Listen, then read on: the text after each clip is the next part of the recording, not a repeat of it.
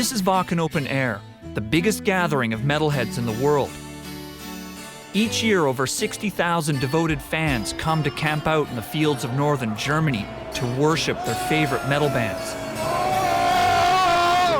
And whether you've come to see death metal, power metal, black metal, goth metal, or even Viking metal, if you're a die-hard metal fan, this is the place to be.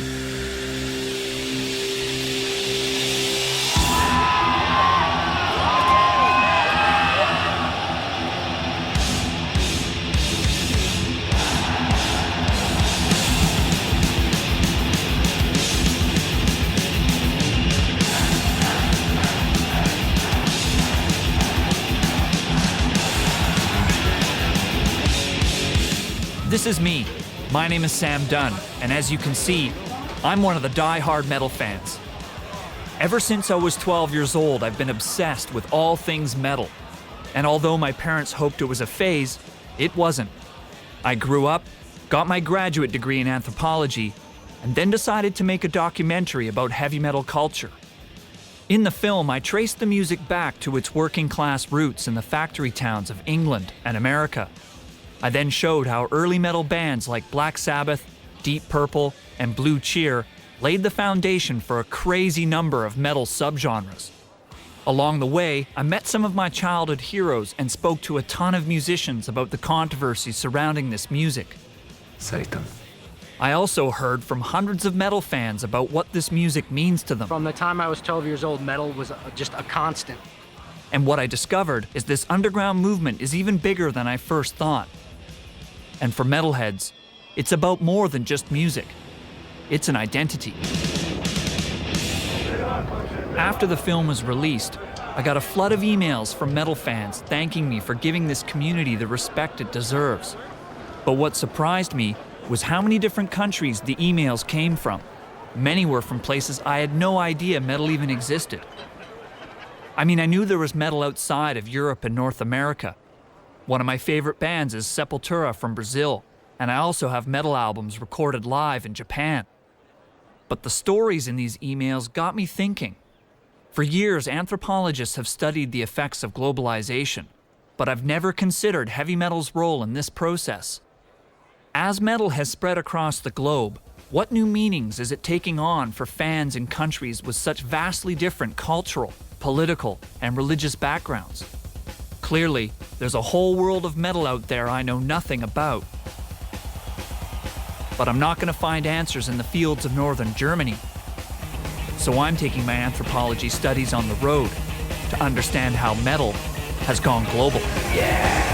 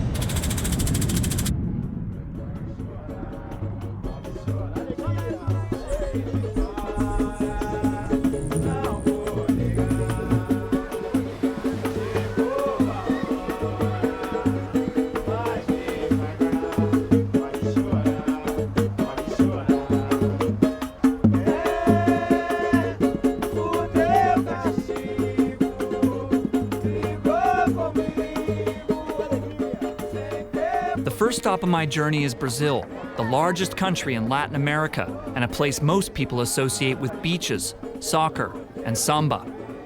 But if you ask any metal fan, They'll tell you that it's also known for its massive metal scene. So what happened to make metal so huge in this country?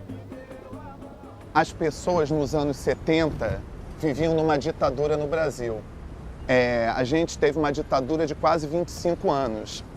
Durante uma ditadura não é muito fácil você ter acesso ou liberdade a qualquer tipo de informação. And on that period, when we were teenagers, it was very hard to find good instruments. The market was very closed for everything that comes from abroad. No Brasil, a ditadura acabou em 1985. Nesse momento, as bandas estavam começando a lançar os primeiros discos de heavy metal brasileiros. E o que isso quer dizer é que o heavy metal veio junto com a democracia.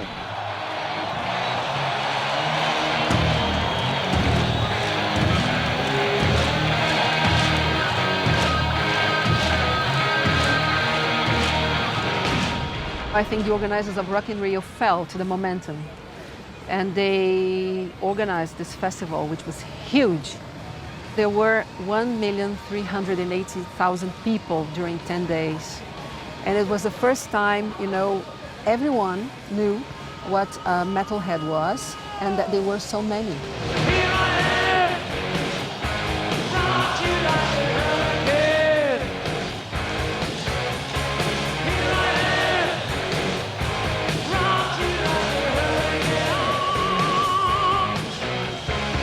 Pode parecer engraçado hoje querer ver Whitesnake.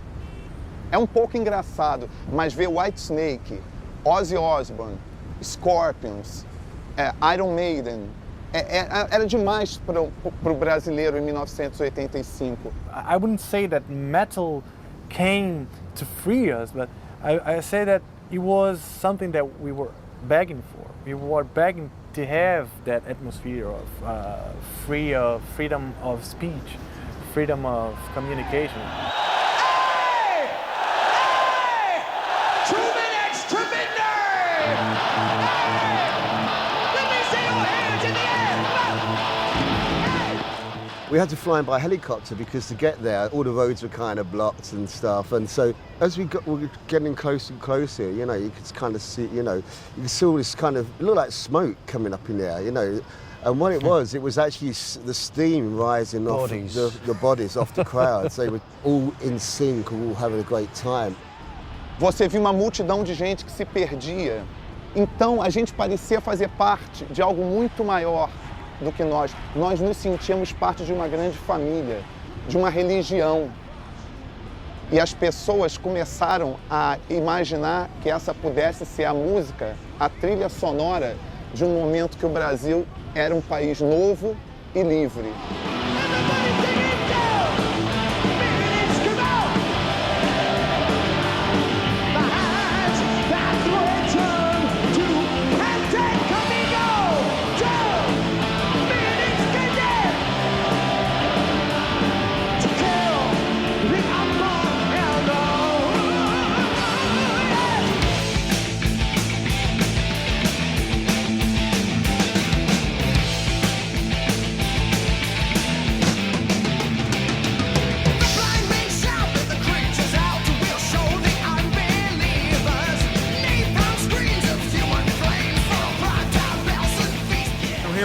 In Sao Paulo, Brazil. We're at the Grandes Galerias, otherwise known as the Galeria do Rock. And I guess metal's huge in a country when there's a whole mall devoted to it.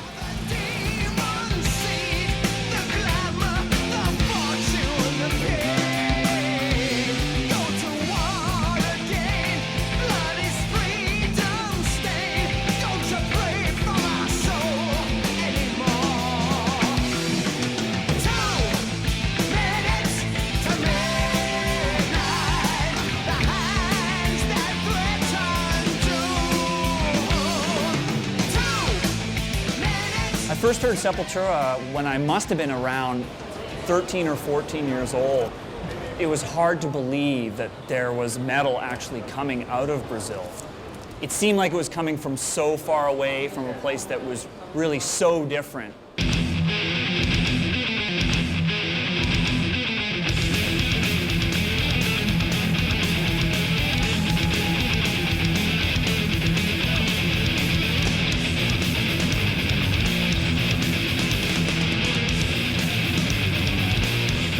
Sepultura's founder, Max Cavalera, is one of my all-time metal heroes. And finally I get the chance to ask him what it was like starting out as an extreme metal band in Brazil.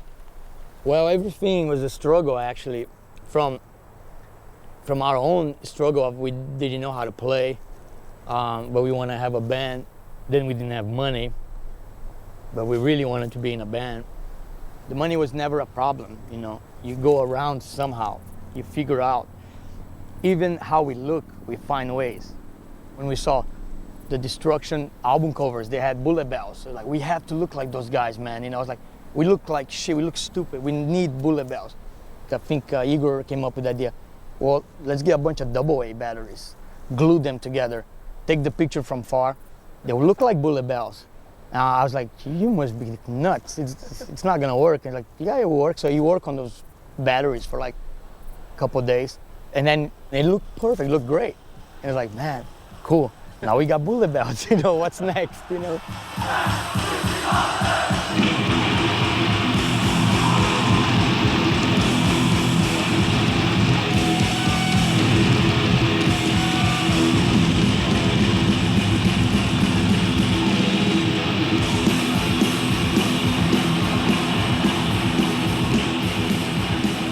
Crazy, man. The Brazilian crowd just went nuts from the first note. You know, the entire stadium went crazy, mosh pit. My head's going 1,000 miles an hour. Like, this is my country. This is where I grew up. We're playing in the biggest stadium in the world of soccer. All the people that thought Sepultura would never make it, everybody's here watching this, and we're turning it up. You know, and we're playing everything faster than we ever did. Soldiers going nowhere. Soldiers blinded by their fate.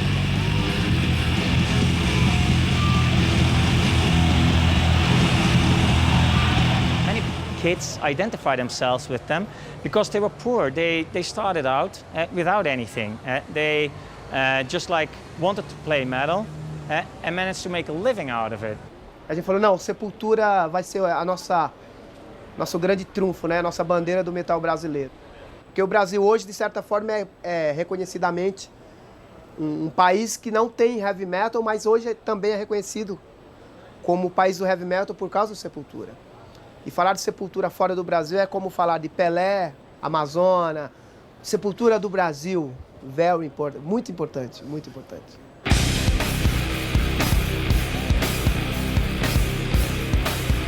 A few years after I got into Sepultura, they surprised me when they added traditional Brazilian instruments into their music.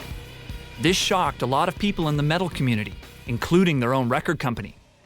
I think the owner said like he laughed, like, why they want to go with a bunch of naked Indians in the middle of the Amazon? Why did they just record the album in New York? You know, something like that. You know, I think they didn't understand at first, but definitely when everything came focused, yeah, the project, that was awesome, man. You know, I think people were like blown away.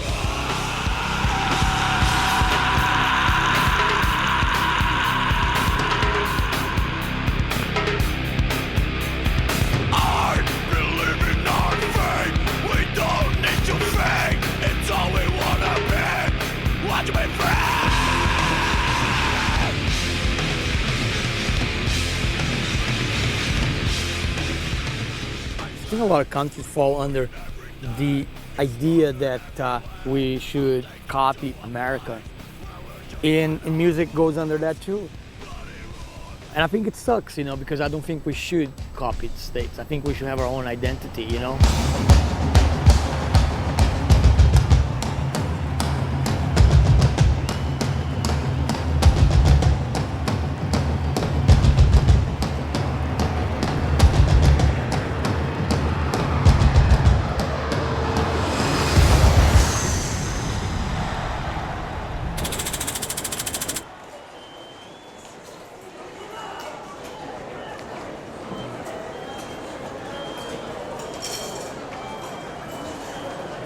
Dude, that is a huge subway system.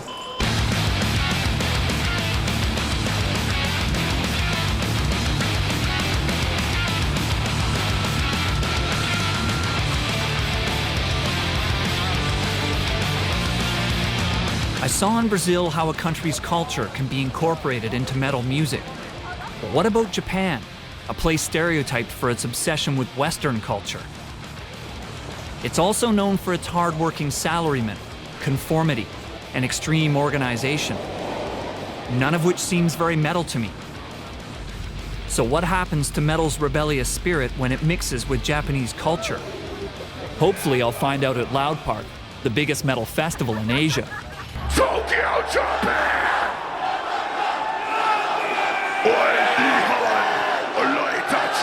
Lamb of God, walk with me in hell.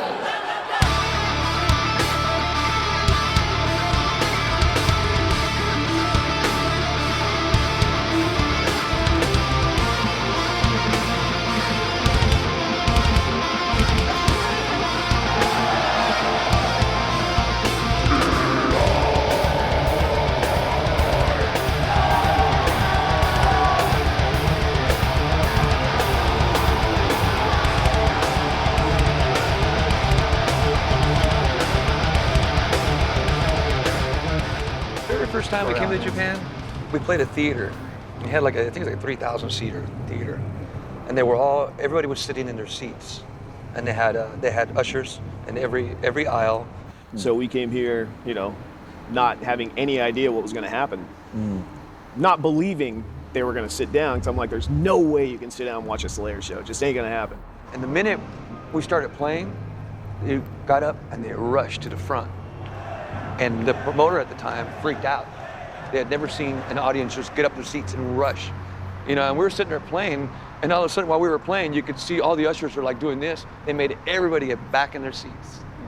And everybody, so for the rest of the show, they sat in their seats. They did this.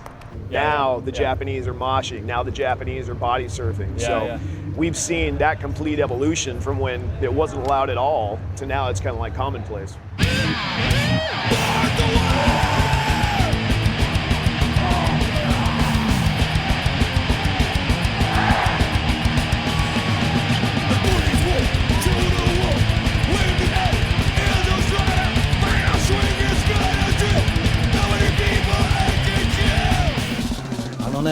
日本のメタルファンの考え方は欧米の人たちの考え方とは違うと思うよ。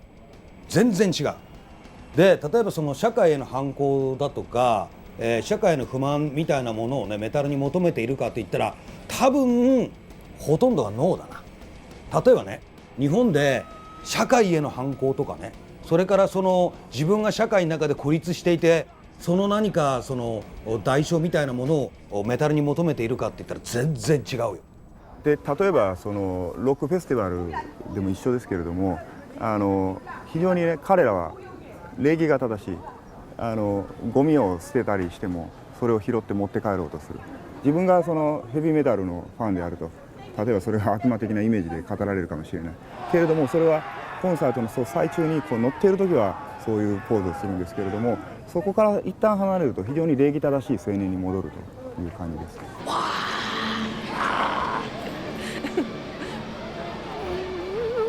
これも普段はスーツにネクタイしてやってるんですけど、やっぱりそういう普段の毎日のなんていうのかな、日常っていうか、それからああいうメタルみたいな激しい音楽を家であったりこういうライブだったりで聴いてると一気にそうなんていうのかな、非日常にこう変わるっていうか、気持ちが楽しくなるし、弾ける。Sometimes Japan gets a little bit of a bad rap from people because of the way people kind of interact at the shows or the lack of interaction or whatever. And to me, that's horseshit. I mean, it's a different way of expressing themselves, and we love going there, and we love all the toothbrushes that we get. We were wondering, of course, in the beginning if there was anything, we had bad dental hygiene or bad breath or whatever, but then again, you realize that it's their love. It's their way of showing love. Here, I have a toothbrush with some Japanese teddy bear on it or whatever, and it's like, okay, thank you. Yeah. Do you like metal? Yeah. I like metal. Okay, and cut. Okay. Yes, thank you. I wish all my interviews were that easy.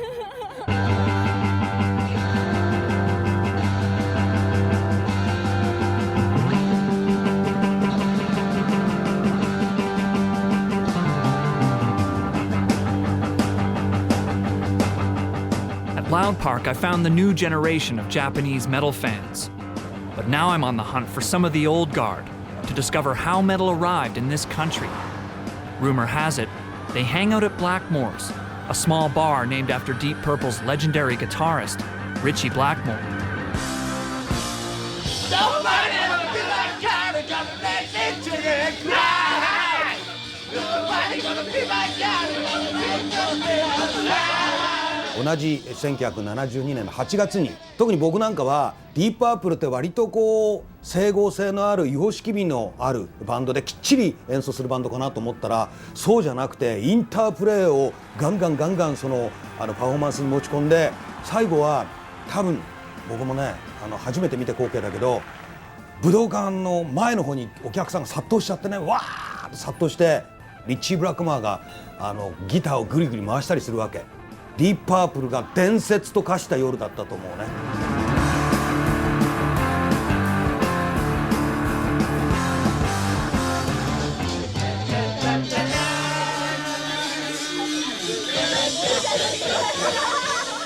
今ね50代の人たちがもう一度大学時代や高校の時にやってた友達とバンドをやるっていうのは日本はね盛んなの。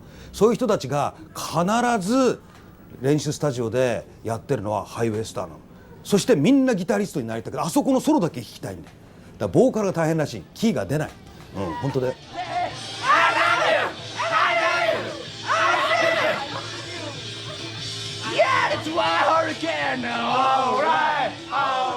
でキスはそれから数年遅れて日本にやってきて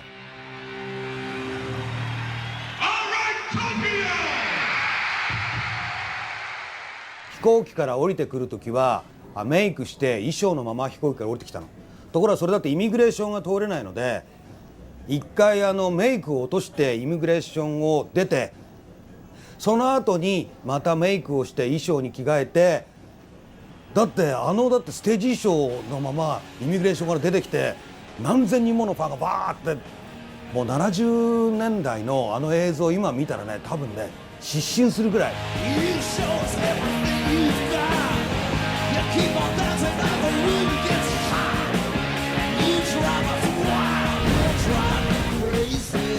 ポップな曲作りとかそういう火を使った、ステージングっていうのにとても、みんな驚いた。メイクをしてでステージに立つっていうのは割と普通に受け入れるんで。やっぱりキスっていうのは日本人にとっては何かその歌舞伎を連想させるっていう意味ですごくこう感情移入するものがあったし。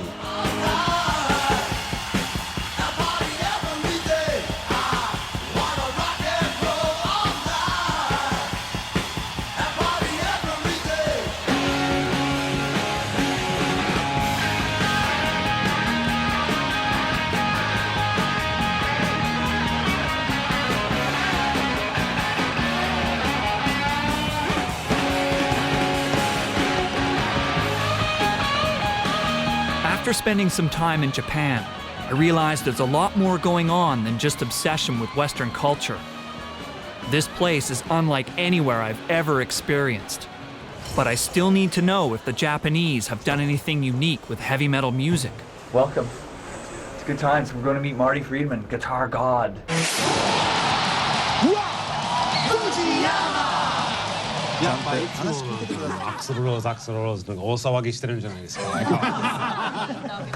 I'm a multi-platinum artist from a major band called Megadeth that has rocked Japan so many times, rocked the whole world, and yet I choose to live in Japan and play Japanese pop music and be on Japanese variety TV shows.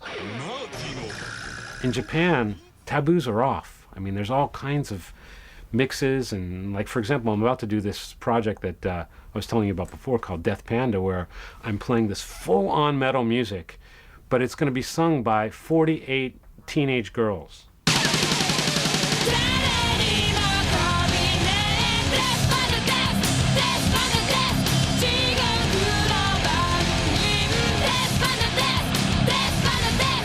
That could never happen in America or in other countries or, you know, where the way I grew up.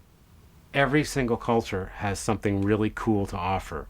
And metal, you know, I think it was like America and England, you know what I mean? And then the other countries did their own slant on it. And Japan, my favorite kind of Japanese metal is visual kei music.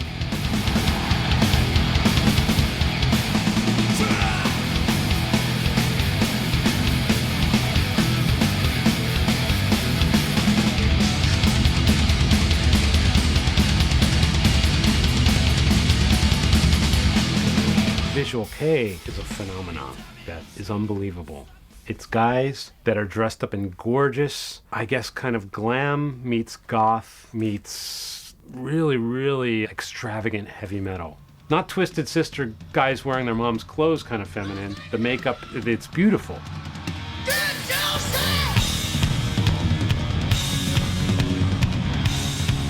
Of all the bands that were doing visual music, X Japan became the biggest and by far the most versatile musically.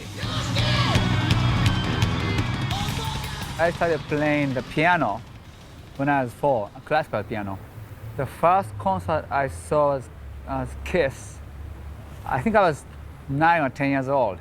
I went to see Kiss with my mother. So that pretty much changed my life.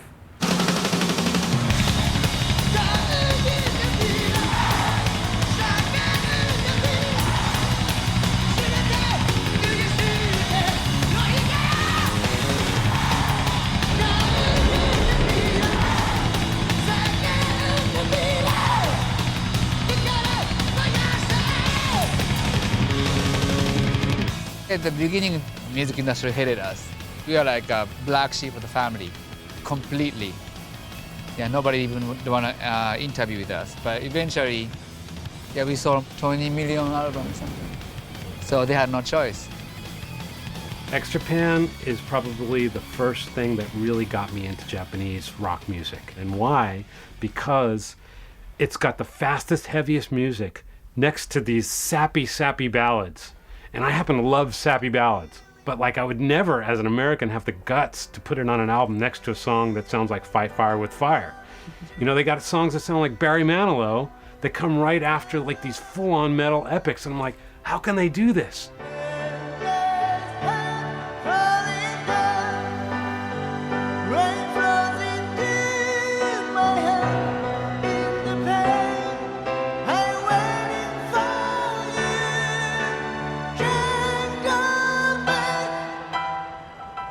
And the people who listen to the Japanese domestic rock and heavy sounding music, they don't even know really that the international heavy metal bands exist.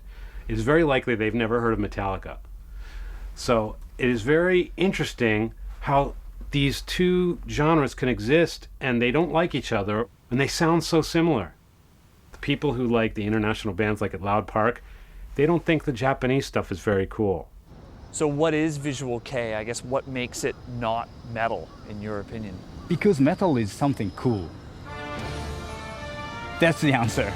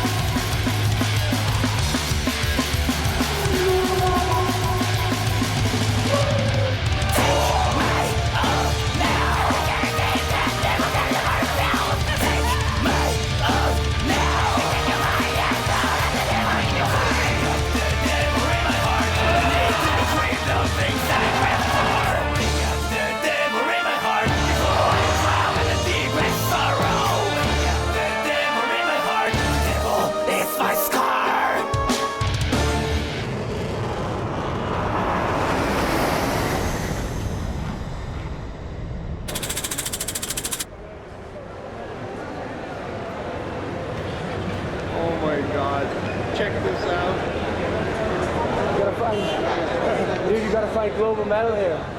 We just arrived in Mumbai in India. We had to find global metal among all these signs.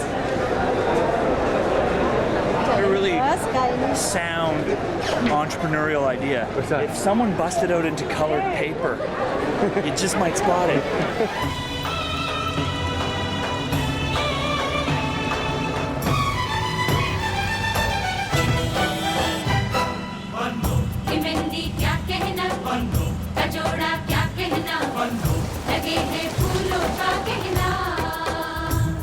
लगे सबसे प्यारी मैं जाऊं मैं वारी वारी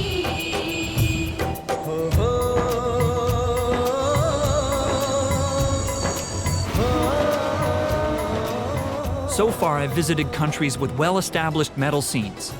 But in India, the scene is just getting started, and no major metal bands have played here.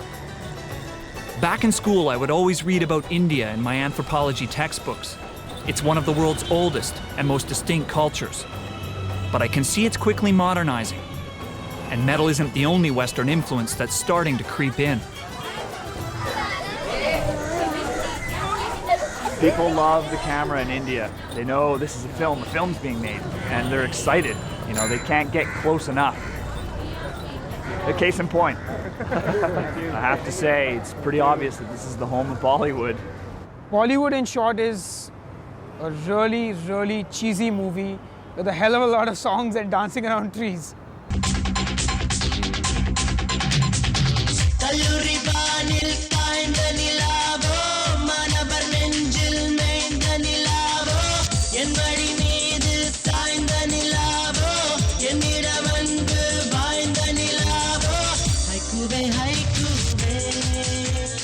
It's one of the biggest industries in India, I mean. And all the Indian kids, they're listening to remixes and indie pop stuff and like, you know, basically whatever the channels are showing, that's what people are absorbing. Not just among young people, throughout, I mean, right from the villages to the richest guy in India probably, they're all fans of Bollywood music.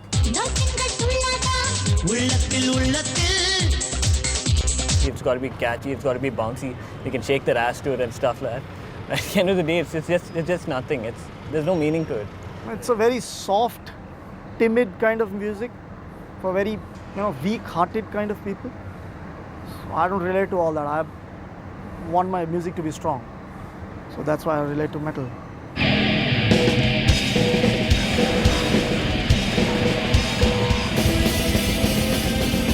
Metalheads in Mumbai have told me about the problems they have finding venues to put on metal shows. Recently, they've been having them at a beach motel on the north side of the city, a venue that's more known for Hindu weddings than extreme metal concerts. Fucking metal!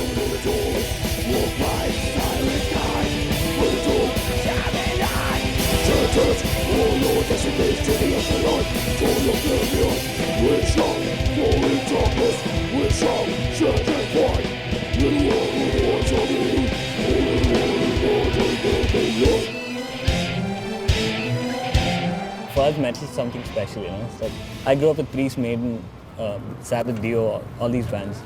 And every time say I put on a Priest CD, I feel like I'm practically moved to tears, you know, sometimes. People who listen to metal are very passionate about the music. I guess they can identify with it. It gives you sort of a identity of your own.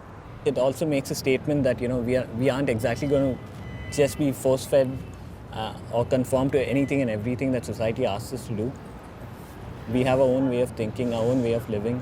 You know, we want to follow our own path in life. Especially in India, where society tells you what to do, who you're supposed to be, where you're supposed to work, who you're supposed to marry, all that shit, you know. It's not like the American system or like the system in the West where, like, you know, the kid moves out after he turns 18. Like, people still live with their parents till, like, you know, they grow old out here. It's like, you know, our parents are you know, they are our gods. Whatever they say has to be right for us. You know? It need not be necessarily correct all the time. How do your parents feel about you listening to metal music? ये क्या बकवास सुन रहे हो यार? हे भगवान, ये क्या कर दिया मेरे बच्चे को? Quit playing the fool, you know, you've passed the age now.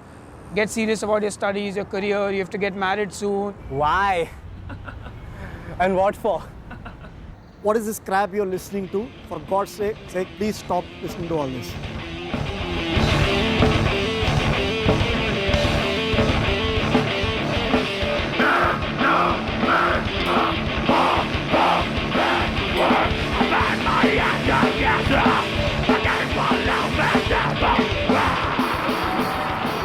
So on one side, we've got the metal show, the local Mumbai metal show. On the other side, we have a traditional Indian wedding. So let's go check it out.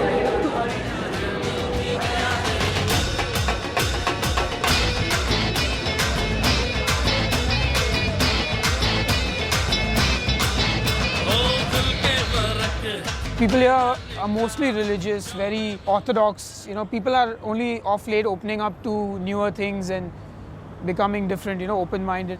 The metal crowd are all people who are actually, like, many of them are engineers, graduates, postgraduates from top-shot colleges. So all are actually intellectual, they think, but they're ready to stand up for what they believe. Like, there's a lot of discrimination that happens otherwise in society out here with caste, creed, religion, sex, whatever you want to call it. Like, but within metal, they're very open to people of any caste, religion, creed, whatever. There's no specifications or classifications in metal. It's just, it combines the whole community together. We, as a band, follow one religion that is called music. All right? I am a Hindu by birth, and the others are Christians, they are Maharashtrians, they are, you know, people who follow different religions, all right? And, but, you know, that doesn't hamper us from making music, which is universal. Music is, you know, one language. It's just like the sky above us, you know? It is one for everyone. So we can have a guy wearing a Gandhi shirt and a guy wearing an Iron Maiden shirt in the same band. Yes. we have Gandhi in our hearts. We have Mahatma Gandhiji in our hearts. And Maiden in your heart. And Maiden in my heart. yes. It's been an honor for all of us, and may you succeed in all walks of life. And yes, that's it. This is considered very sacred, very holy, and we are giving India to you. Thank you. Thank you very much. Thank you. Do I wear it? Yeah. If you wish to, yes. Do people wear them? Yes, they do. There we go. This is Hindi black metal right here. Hindi black metal. Symphony.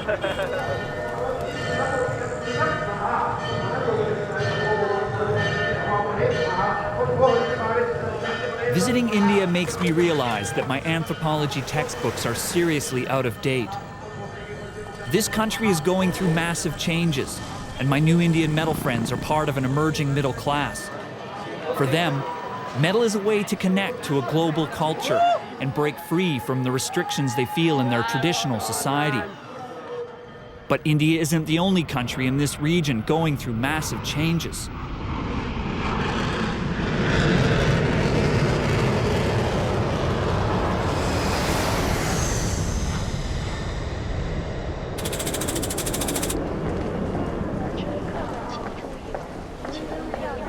China is increasingly opening up to the West, but the government still keeps tight control on the music and culture they officially let into the country. And at this point, I'm not even sure we'll get through customs, traveling with 300 kilograms of film equipment on tourist visas. In China, I will be known as S.De. De. There's a big kind of hassle trying to get the visas and stuff like that, so we don't really know what's going to happen. What are we going to say? We're going to say we're here on a holiday. We've just come to Beijing for a holiday because it's in the neighborhood.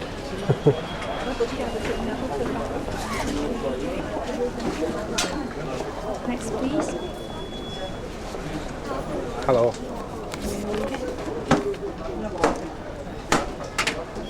Thank you. That was easy. Did he ask you anything? Nothing. We just walked right through. Welcome to China.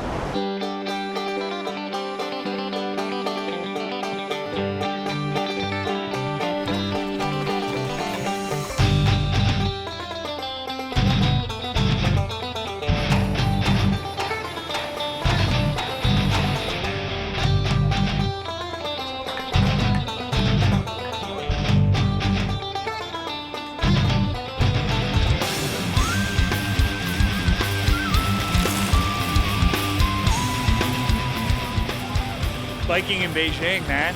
I don't know.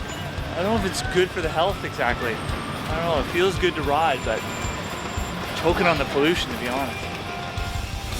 China is home to 1/5 of the world's population, and where probably 90% of my metal t-shirts were made. And yet, like India, no major metal band has ever played here. But searching the internet, I found one place where they sell metal music, the 666 Rock Shop in downtown Beijing. Hey guys, how are you? I'm Sam. Fine. Hey, welcome to Hi. China. Thank you. Pleased to meet you. 循规蹈矩，听就是老师的话，听家长的话，接受一切别人告诉我们的方式、存在方式，然后没有自己的独立的思考，然后也没有自由的权利可以说话。然后通过这种音乐，我们可以慢慢的，说我自己想要说的，做我自己想要做的，然后不去管别人有任何想法。老一代的人，就是父母这辈的人以上，一直受到是中国的传统教育，就是包括像什么老子啊，或者是共产的这种概念，都是混杂在一起的。中国的家长现在不知道该面对一个突然要留长头发的一个男孩，或者是去纹身，或者去学吉他。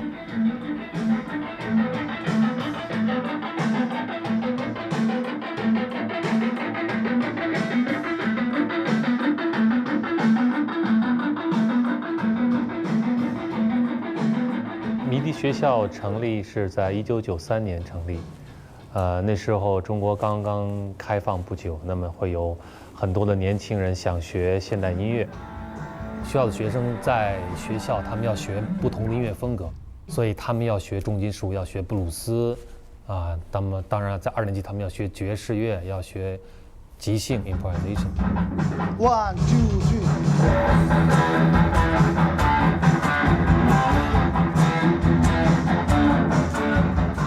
我们曾经有过20年的一种封闭的状态，然后没有任何外界的文化影响进入到中国。在音乐上面，尤其是摇滚乐，摇滚乐在西方已经是50多年的历史，可是在这个50多年的这个课程，他们需要在10几年内要学会。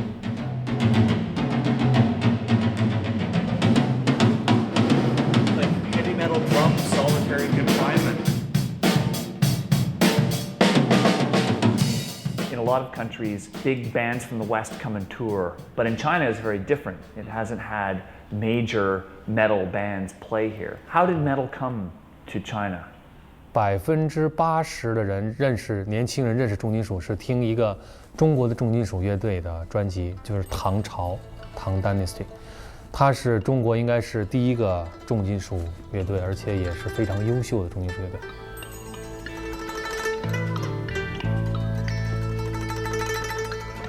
It's amazing. Believe it.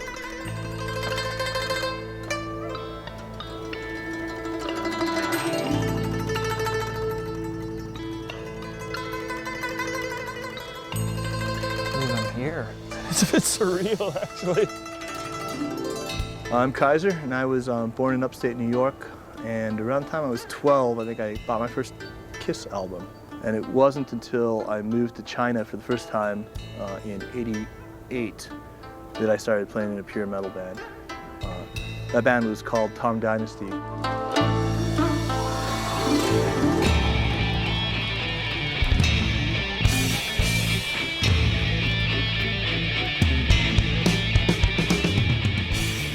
The real story of my coming here and deciding to play rock starts with a little shitty Roland Cube 60 amp and then a guitar, and I came out here just sure I was going to find some metal musicians. And when I got here, the first thing that happened was I ran into this guy named Dingwu.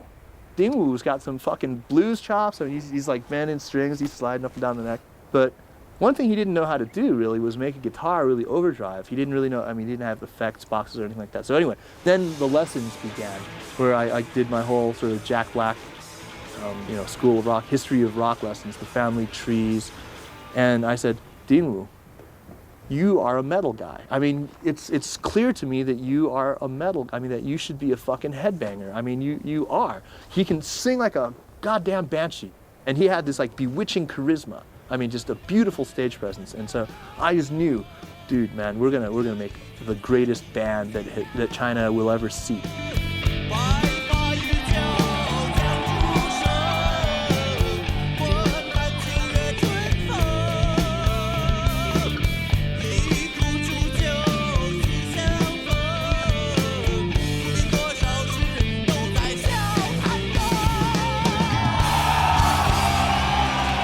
Phenomenon like Tang Dynasty, we did real well, and we packed stadiums and stuff, but most of the people who came were not metal fans. They were just sort of interested in this phenomenon. They thought it was, a curiosity. When we used to tour, people would just sit there sort of slack-jawed, staring, not knowing what the fuck we were. I'd hear people constantly shouting, 哥们儿，你这头发真的假的? Which means, hey, buddy, is that hair real?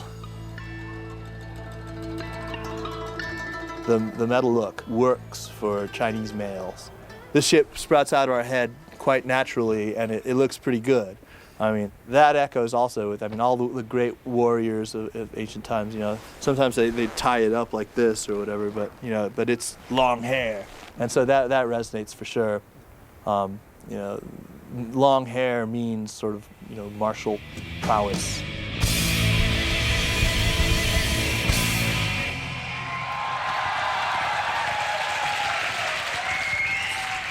Tang Dynasty is how most people heard about metal in China. But how did they find out about Western metal? Prior to, say, 1994, almost every bit of music that came into China that was of the metal ilk was from students or children of diplomats or children of of multinational corporations who made tapes or made copies or ripped them or whatever, and then that stuff circulated. What really turned on the tap here was the advent of what are called CD catalog cutouts. When an artist is cut out of a repertoire from a record company, to realize some tax savings, they destroy inventory. And of course, they don't actually destroy it. They call, Tony Fizzucci's trucking company that comes and take them straight to the shipping yard and then hauls us away to China. 你可以在那里面找到任何音乐 ，jazz, blues, classical, metal music, everything. Suddenly, all this stuff was available, dirt cheap. Really affordable for Chinese people. Most of it was shit. There's a reason why these artists were cut out of the repertoire, I suppose. But there were always diamonds in there as well. Heavy metal in China has come a long way since Tang Dynasty and illegal glam metal CDs. In Beijing, I've discovered a growing underground music scene, a scene that is producing the darkest, most extreme metal I've heard on my journey so far.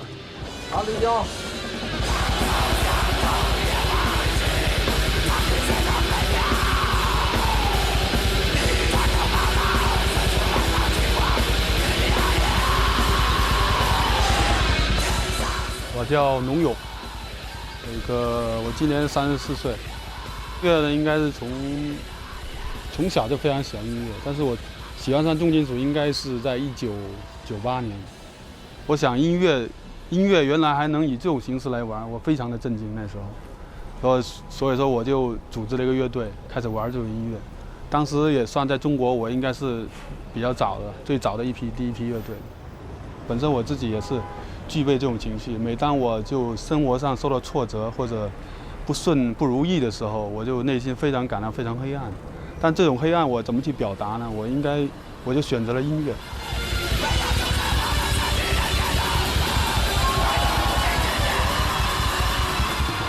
最主要的对于学生来讲，就是给他了一个表达激情的一个工具，而且是很直白的、很直接的一个工具。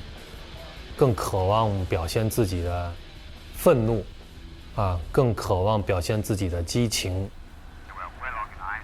文化大革命的尾期，我的童年就觉得，年轻人如果有愤怒的话，或者有压抑，他们就要打架，他们会在校门口会一起打群架，互相打，然后很凶猛。所以我觉得摇滚乐来到中国其实是帮助中国政府解决了一些社会问题，因为有很多的年轻人他可以通过音乐来表达自己的情怀。中国的重金属乐队，他们的音乐里反映了很多中国的不公平的事情，政治方面不健全的事情，贪官污吏干的一些坏的事情。有些中国人生活不好、贫困，或者是受到不公平的待遇这种事情。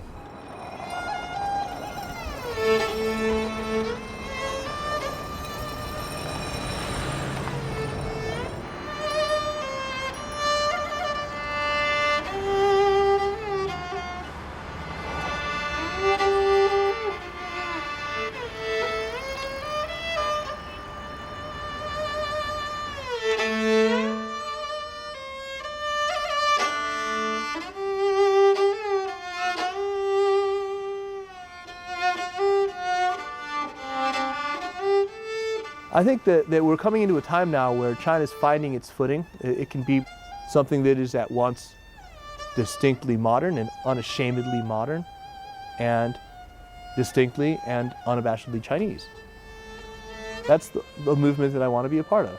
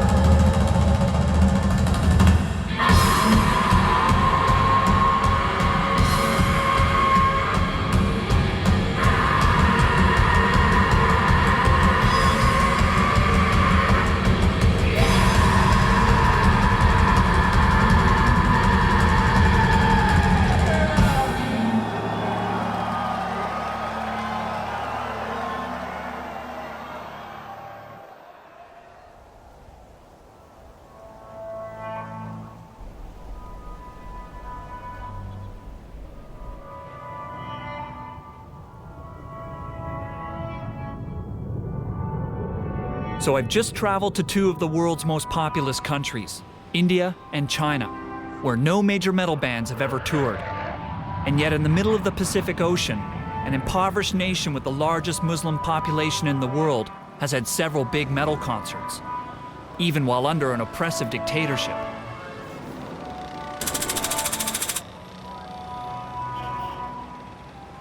We're now facing the fifth or the fourth, the biggest population in the world, with nearly 300 million people living in Indonesia.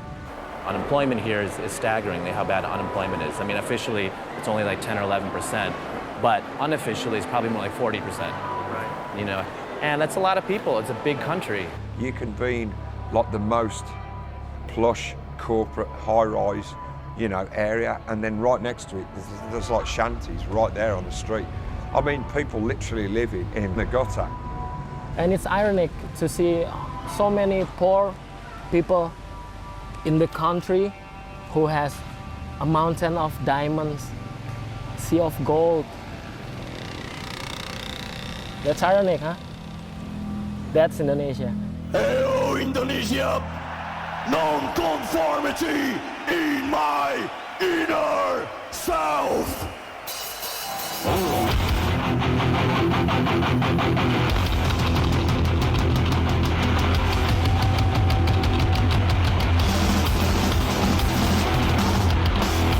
Walking these story streets with hell in my mind, feeling strong the world. I won't follow rules, but what the beaches eyes. I think there's a whole thing connected to Brazil and where I'm from. Fans connect to third world lyrics because this is their lyrics. When I'm singing about inner self of growing up in these fucked up streets and shit, the Indonesian fans reading some of those lyrics, they feel connected to it. Sepultura are coming from the third country as well, and Indonesia with poor injustice everywhere, starving people, you know, the corruption. They're singing about that too in their lyrics. You know, it's some match with what happened in this country all over the years. Halfway through the show, the kids got so crazy.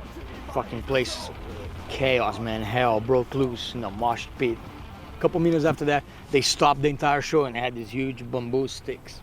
And they were like kind of beating like the first row of kids. And they made 20,000 people sit down on the floor without making one sound.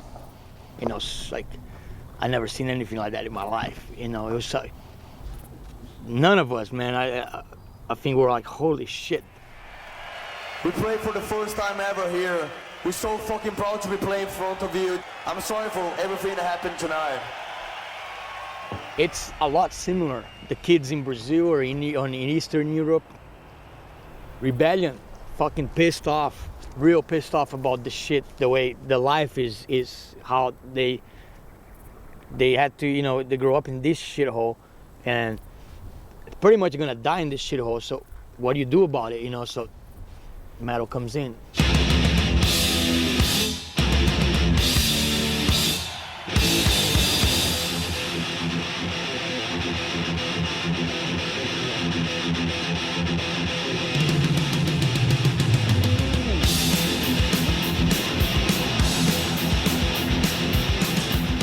People were coming from everywhere, from Jogja, from Surabaya, even from Bali. Everyone from Medan, people come just to see Metallica. I have to sold my father's shoes so I can afford the tickets. So yes, of course, I have my father's angry at me. I remember driving to the gig.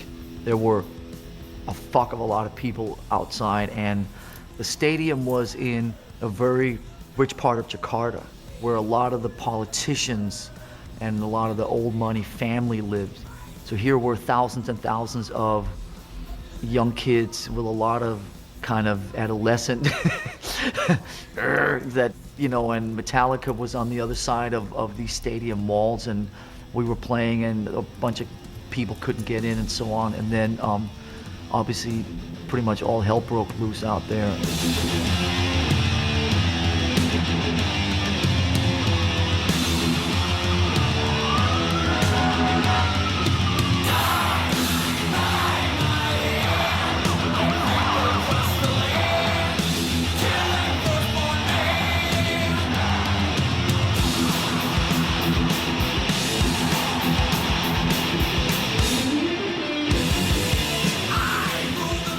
We're sitting up on stage playing, doing our thing, and you can see like fires and smoke and all the, you know, police sirens and, you know, all that crap. And it was just, they basically just fucking tore the whole neighborhood up. The army chased us and was like, I was yelling, sir, I got tickets, I want to get in the stadium. We can't get in the stadium. And he was like staring at us, you black t-shirt fucks, you all communist, and then start swaying with everything, and we just run away. And I got hit in my head too. Even I got the ticket, they just hit everything. No matter whether you got ticket or not, they just hit everything.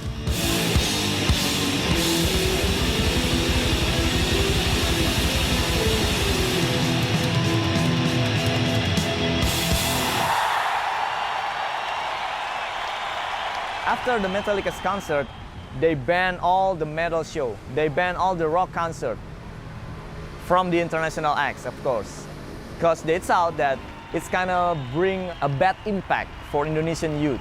Because, you know, it's like a mass demonstration. Yeah. It's like a mass demonstration, just like what we had in 1998, the May Revolution, while Suharto stepped down by the student movement.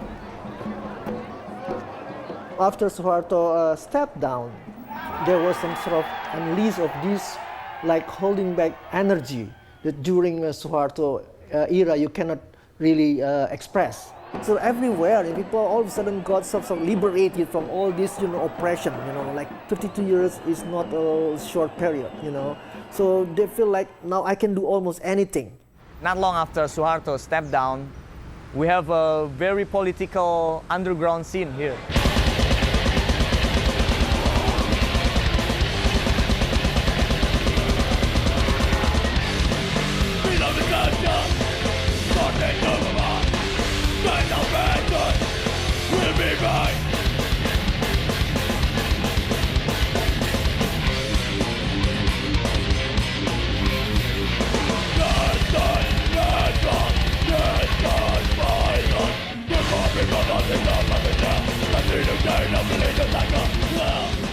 In Jakarta, most metal bands sing about social and political issues, something I associate more with punk rock than metal. But Indonesia's most popular metal band, Tengkorak, has started to incorporate more controversial ideas. What are you trying to say through Tengkorak's music? Kita juga ada beberapa tema-tema yang ketidaksetujuan kita dengan kelompok negara kapitalis yang selalu memojokkan negara-negara yang sedang berkembang gitu kan.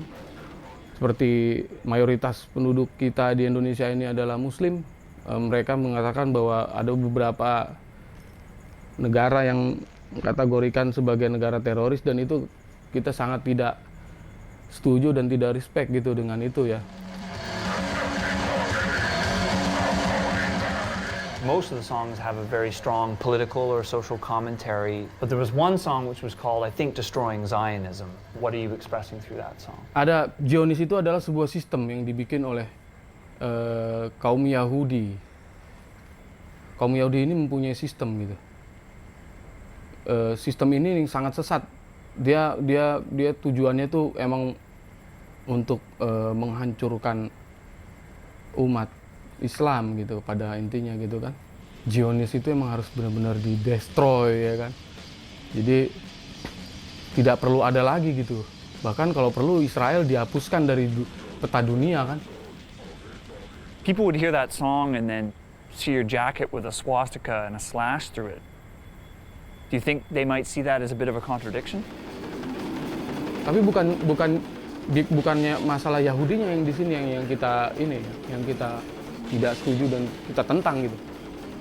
The right-wing politics, the religious leader, they kind of more to teach people of Indonesia, you gotta live in Islam way.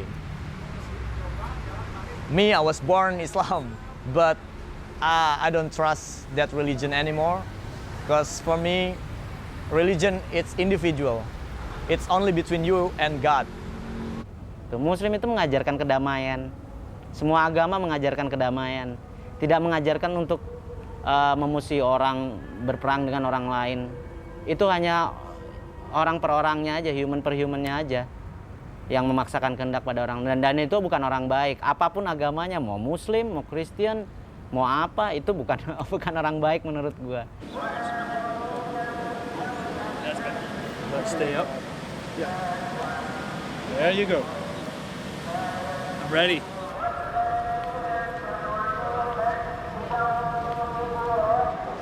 Shooting. In the same place? Okay. I'm in a mosque in Indonesia, and it's the end of Ramadan, so it's Friday, so it's a big prayer day, and we're going in with our new friend Rudy. The first foot bath I've had in a long time.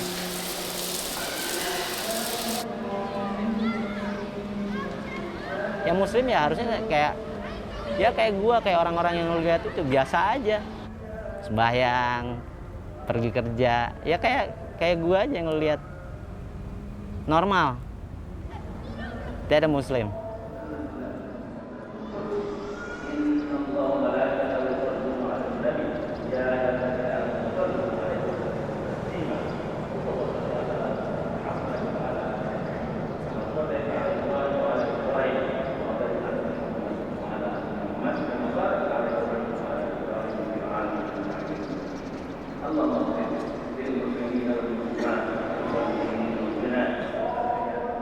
Metal is for my life. Metal is for life. Make a relationship with friend, just hear the music, take a spirit. It's only for life. But religion is my relation vertically with my God.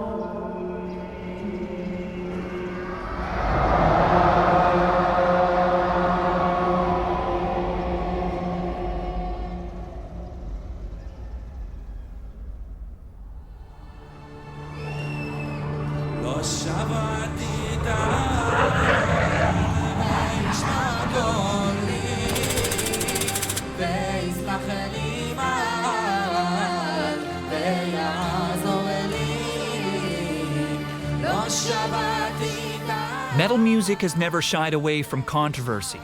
It has always rebelled against authority and stood up against mainstream religion. But as I was reminded in Indonesia, in rare cases it can be a voice of hatred. Well, if there's one place that's had a history of dealing with hatred, it's Israel. So I'm curious to know how this has affected the metal being created here. I think there isn't any other place special as Jerusalem. The culture of this place, this land, it's very complicated, it's very ancient on one hand, and it's very mixed on the other hand. We have here a Jewish cemetery, we have a church over here, and we have a mosque over there. All Jerusalem is like this. It's some kind of a harmony of colors, of praying. Everyone was here. Abraham, Jesus, Muhammad.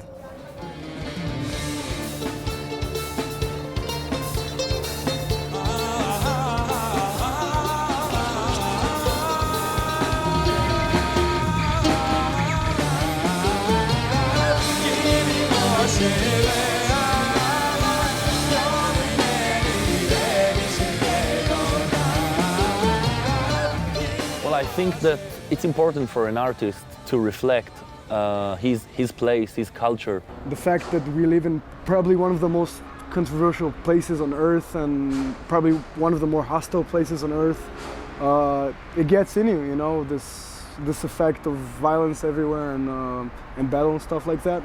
And probably that's why we could be heavier than other bands in other places of the world. אבל כשהתחלתי להיכנס לתוך התחום של הבלק מטה, גדלתי על רוב הלהקות הנורווגיות. ואהבתי אותם מאוד והתחברתי אליהם מאוד, כי הם שרו על דברים שבדיעבד הבנתי שזה ספרים שהם קראו והאימא של האימא של האימא של דורות לפני. אבל כשאנחנו התחלנו לראות את מה שהם כותבים בספרים, אנחנו התחלנו לראות בעיניים שלנו, כי חיים את זה באמת.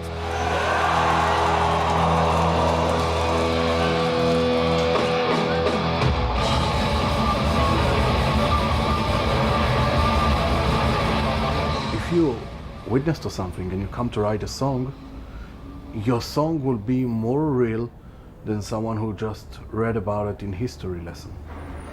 Because we live in a country when insanity became closer to reality. בתוך ירושלים, בתוך הכותל המערבי, בתוך האזור כולו. שלושת הדתות הגדולות שזה אסלאם, נצרות ויהדות גורמות למלחמות האלה. תמיד יהודים שחטו נוצרים, נוצרים שחטו מוסלמים, מוסלמים שחטו יהודים, וזה פשוט חוזר חלילה. When kids in Israel turn 18, they have to go to the army. That's one of the things that drew me most to playing extreme music. Because I finished school and I'm supposed to go to the army, but like, fuck that. I'm not gonna be a part of that or do that. And I want to do another thing. I want to play in a band and I want to go travel the world and meet other people that like the same things that I like. אני חושב שאם לא נעשה צבא, פשוט יגמרו אותנו, ישמידו אותנו. אז אני לא חושב שכאילו, יש לי איזשהו חיבה לזה או משהו, אבל אנחנו צריכים לעמוד קדימה כדי שפשוט לא יבלעו אותנו, זה הכל, כאילו אין פה, פשוט זה חיה, אתה חייב לעשות את זה.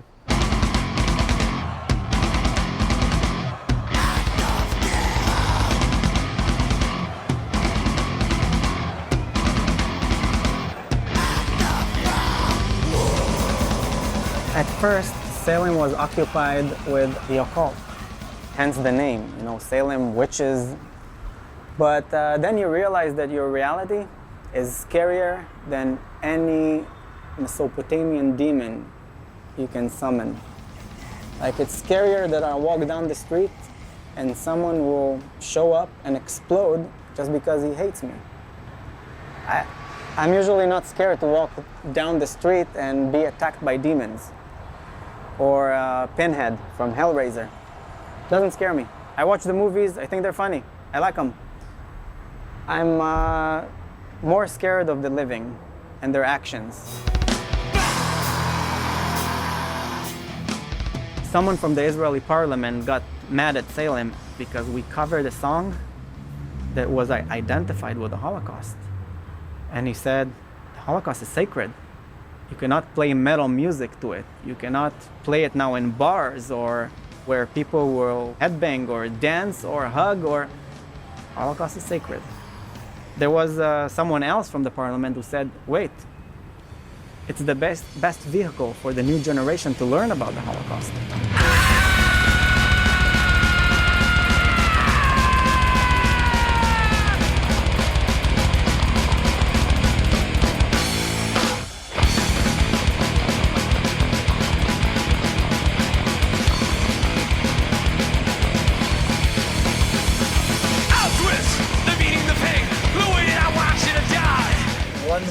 Song. It's always been particularly contentious, and that is the song Angel of Death by Slayer. I mean, how do you feel about a song, you know, Auschwitz, The meaning of pain, the way that I want you to die. How do you feel about that? Well, I don't know if Slayer actually meant I don't know if their intention was to hurt the Jewish people when they sang about it. I don't think they are a Nazi band.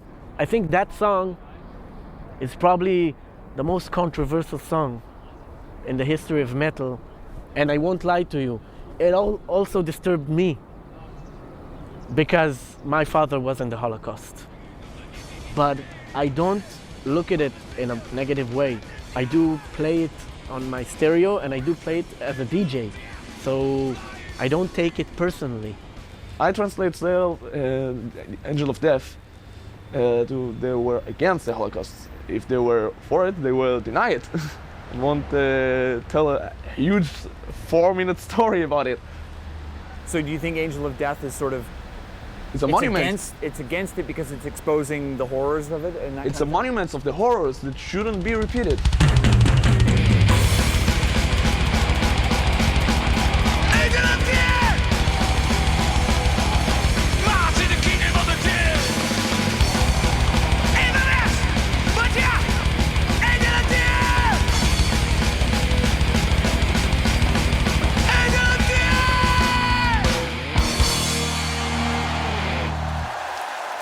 Although Slayer is not a Nazi metal band, there are a small number of bands out there that do promote Nazi ideas.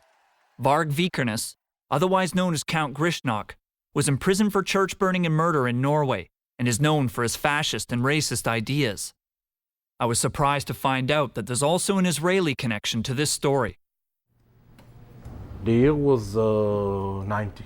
Salem was just after releasing a live demo called Million Slaughtered. It was time of the tape trading and the Norwegian black metal scene just started. That's how Grishnak heard us. The title song, The Million Slaughtered, talks about the Holocaust. So I guess being whoever he was, he wrote us back that the music was great, but those lyrics are stupid, you know?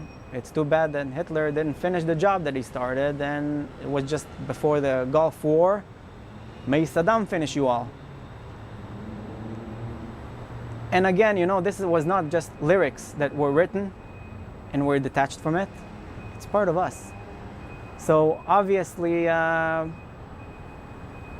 we were getting angrier. So we got a very angry reply using some cuss words I'm not sure you want me to repeat here. And about a couple of months later, police knocks on the lead singer's door and goes, "Who hates you in Norway? Norway just got a bomb in the mail."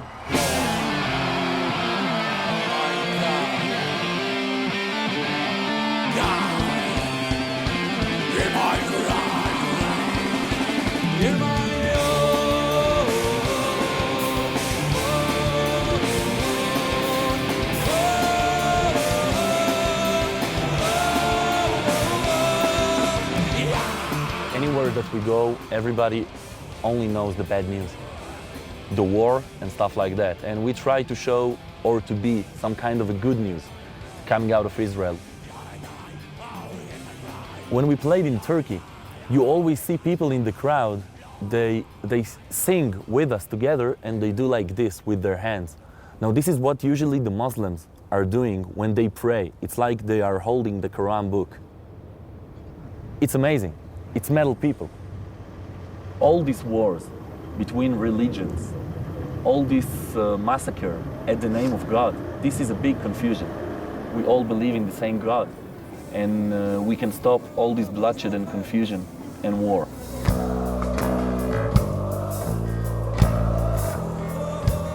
I mean, if we will think about the dark, we did nothing. There is plenty of darkness in this world. I think this is why we should speak about the light.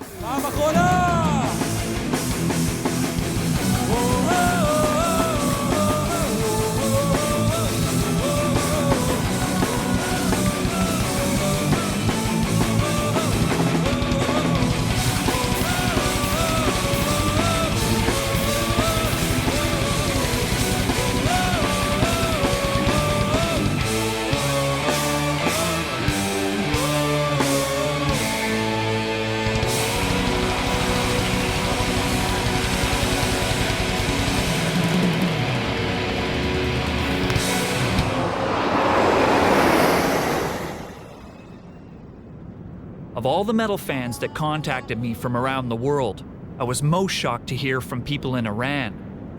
But because of the increased tensions in the area, my visa application was denied and I couldn't get into their country. So instead, we're meeting the Iranians in Dubai, where metalheads from throughout the region are gathering for Desert Rock, the only metal festival in the Middle East.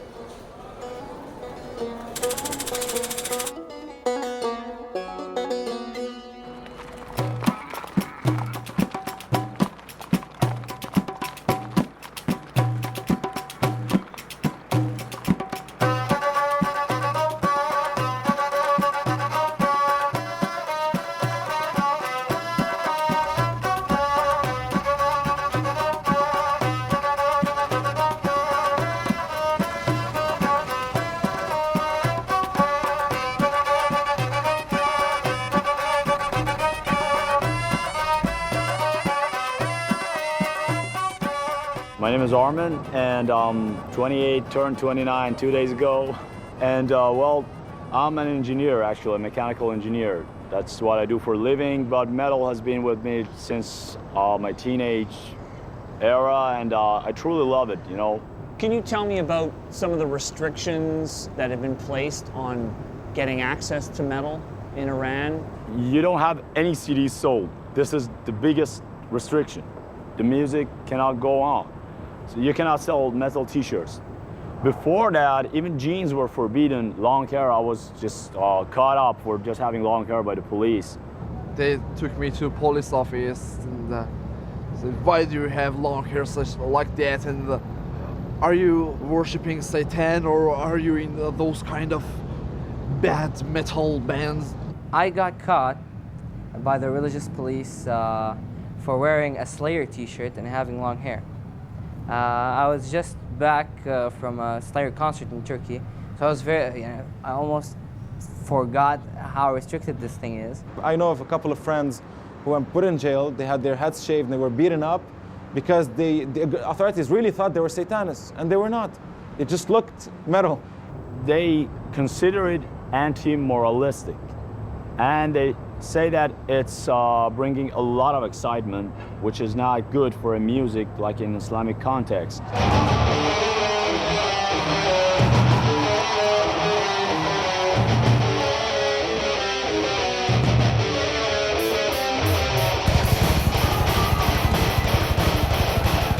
There had been some limited gigs, like 2 or 3 years ago.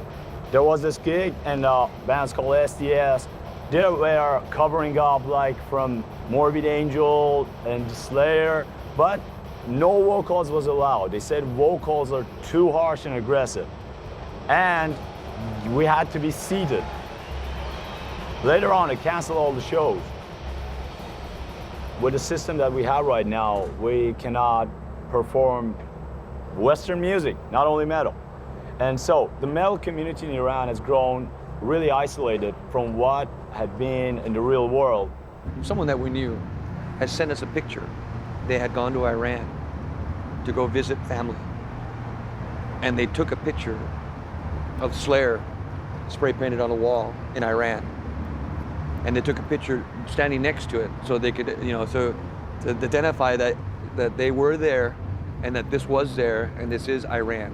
And I just kind of looked at that, and I thought, wow, Slayer in a Muslim country. You know what I mean? That to me just screams death. We met with Tom in Japan, and he described a photograph of a Slayer logo that had been spray painted on a wall. Wow, yeah, we got lots of that, yeah. And have you ever seen something like that in your country? I have done something like that in my country, okay?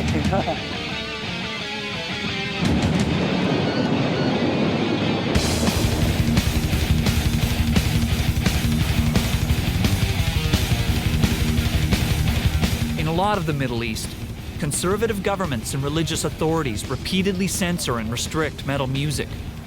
But the city of Dubai seems completely open to anything Western and is one of the fastest growing tourist destinations in the world. So I'm going to talk to some metal fans who were born and raised here to get their thoughts on the spread of metal throughout the region. My full name, like in the Arabic tradition, is Omar Abdulaziz Muhammad Khan Abdullah. Our licenses are like this wide, driver's license. Basically, this is called Kandora, or a lot of the expats call it a dish dash, okay? And this is a ghatra. And basically, it's not a Ku Klux Klan outfit. It's basically mostly white to reflect the heat of the sun, because it's really hot here and it gets really uncomfortable. But they do come in different colors, and they are extremely comfortable, and they have very good ventilation. Good for playing metal in too. Oh, I actually, the airflow going. in high school, I played Purple Haze on stage with a black one of these and a bandana. Metal is generally coming from the West, and I guess in a way it's part of the process of globalization. What's your opinion on metal and its spread around the world? If you say globalization, I know a lot of, like 1,500 years ago, a lot of the ideas from the East, during the Dark Ages, crept from the East to the West. And I think it's just a cycle, You guys discover something cool. Okay, bring it over. Okay, oh, that's a nice instrument the Arabs play, the oud. Okay, let's use that one in my song. And the Indians have the sitar. Okay, let's mix that. I mean, I don't think it's a bad idea when it naturally happens. Right. If you want to talk about the IMF and the World Bank, then we can discuss. With the help of internet, obviously internet was a main driver for globalization because it's just easy to reach information to reach anywhere. I don't think anyone in the world benefited from MP3 downloading as much as we did, because we started discovering new bands through the internet, downloading their music and listening to it. Especially we couldn't get it, we didn't have any access to it. I apologize to all the bands, but we had to do this. That was the only way we could discover them. So Lars, you know, most of the fans we're meeting around the world, the only way they can get music is by downloading it on the internet. You know, how do you feel about that? I think it's a great thing, yeah. I think it's great. I mean, obviously it's the way to share this stuff, and I think it's awesome. I think that we were somewhat flabbergasted at some early internet things that were going on a few years ago, but we're at peace with that, and we just championed it like everybody else. What the internet has done, you know, which is a great thing of bringing everything, you know, and making everything available and global and so on. I mean, it's just awesome. I mean, listen, at this point, if kids can get their hands on the music, then it's a great thing. Now you can download music, you can access everything. So it's easy for most of the people around the Middle East to listen to metal. It's gonna grow. It's fucking gonna grow. The Desert Rock Festival is like a yearly anniversary for metalheads, basically. I mean, Lebanon, Kuwait, Bahrain, Oman, Doha, Saudi Arabia, you can name every Middle Eastern country. There's people out here tonight for it. Yeah, baby, it's about time!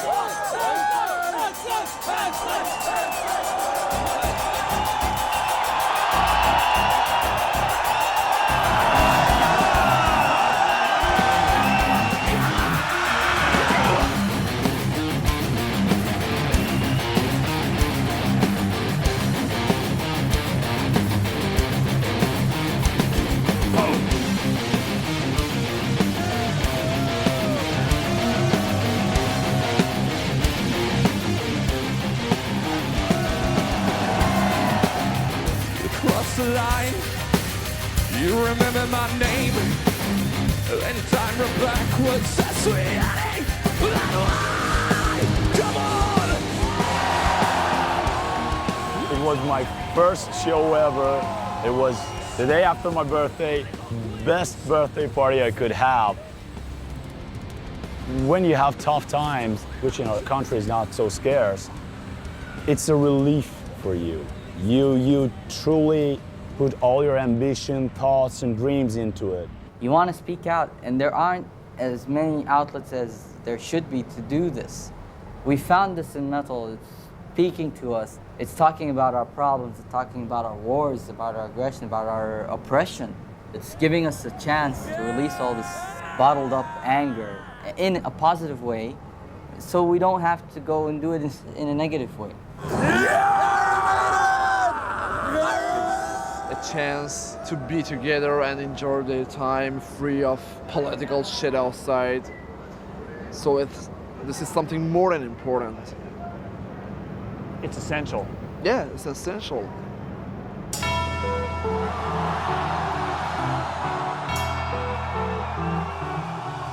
I'm waiting and my cold south.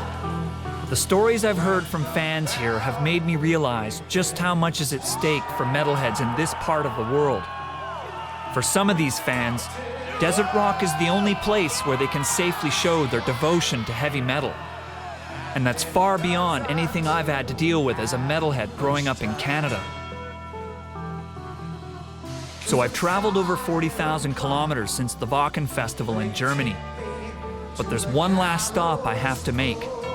I'm heading back to India, to the city of Bangalore, where something historic is about to happen.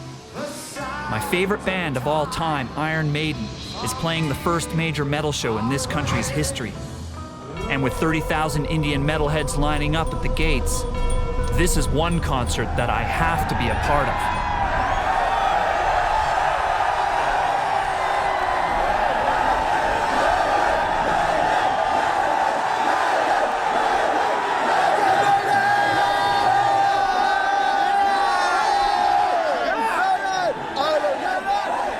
This is the biggest show India's ever had.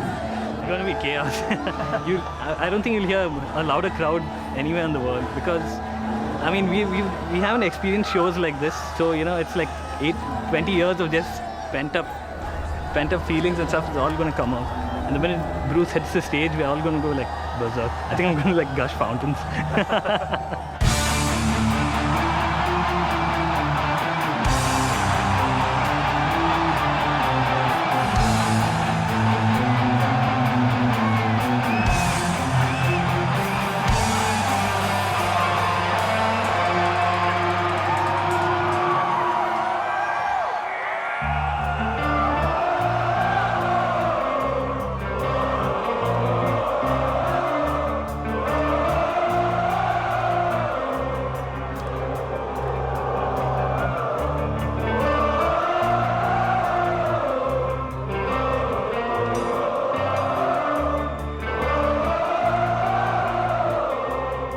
I mean, are you surprised that your music is deeply connected with people from so many different cultures? Well, I suppose it should, but after years and years of traveling around the world, kids are kids. Doesn't matter what culture you come from, at least a certain proportion of kids in whatever cultural society want to get up and just go, ah, like that. And we kind of provide that soundtrack. I have a constant fear that something's always near. Fear of the dark. Bangalore? I have a phobia. Someone's always there.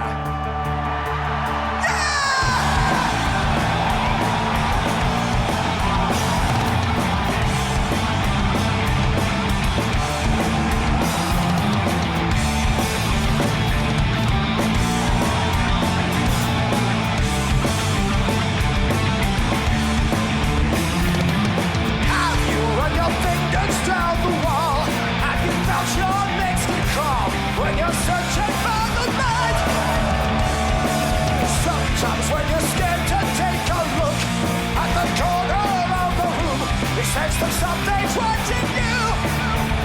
Fear of the dark, fear of the dark. Standing here with India's new generation of metalheads, I can feel the excitement in the air. It's like I'm 13 and I'm back at my first big metal show. I've realized on this journey that although heavy metal may be part of the process of globalization, something unique is happening. Metal connects with people, regardless of their cultural, political, or religious backgrounds. And these people aren't just absorbing metal from the West. They're transforming it, creating a new outlet they can't find in their traditional cultures, a voice to express their discontent with the chaos and uncertainty that surrounds them in their rapidly changing societies. And for metalheads all across the globe, metal is more than music, more than an identity. Metal is freedom, and together we are now a global tribe.